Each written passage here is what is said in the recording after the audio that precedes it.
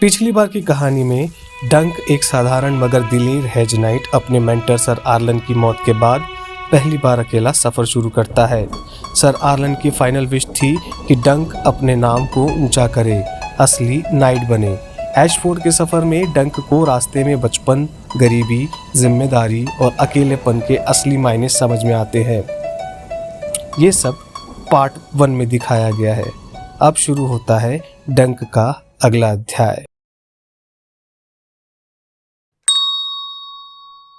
जैसे जैसे दोपहर की छाएं लंबी हुई, डंक अपने घोड़े को एशफोर्ड मीडो के किनारे पर रोके खड़ा हुआ रहता है।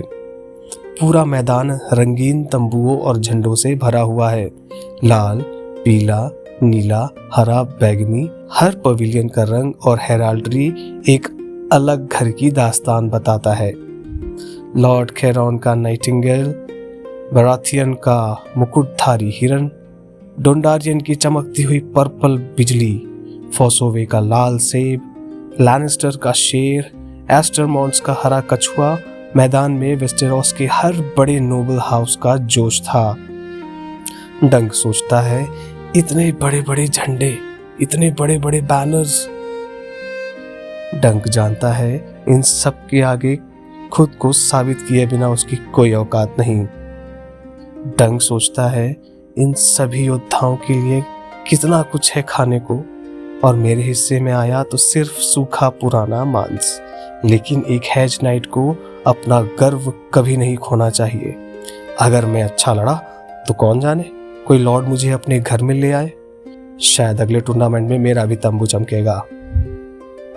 मैदान के किनारे डंक को एक बढ़िया सा स्पॉट मिलता है। ऊंची हरी घास, एक छल छल करता हुआ तालाब और एक पत्तेदार एल्म ट्री। डंक खुद को और अपने घोड़ों को साफ करता है, याद करता है मेंटोर सर आर्लन की बात, एक सच्चा नाइट अंदर और बाहर दोनों से पवित्र रहता है। उसे एक ड्रैगन फ्लाई दिखता है। इसे ड्रैगन क्यों कहते हैं? डंक सोचता है और सर आर्लन की कही हुई आखिरी ड्रैगन की कहानी याद करता है, जिसमें सर आर्लन ने आखिरी जिंदा ड्रैगन को किंग्स लैंडिंग में देखा था।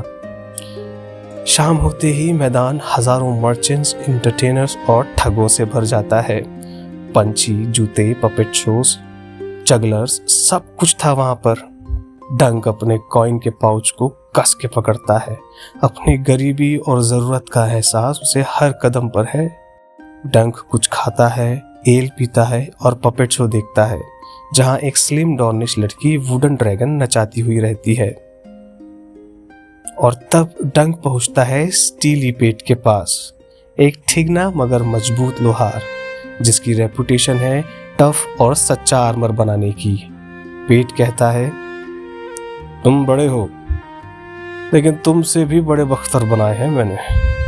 नील डाउन, पूरा नाप लेना है। डंक कहता है, मुझे एक ट्रू आर्मर चाहिए, मजबूत, टूर्नामेंट के लिए।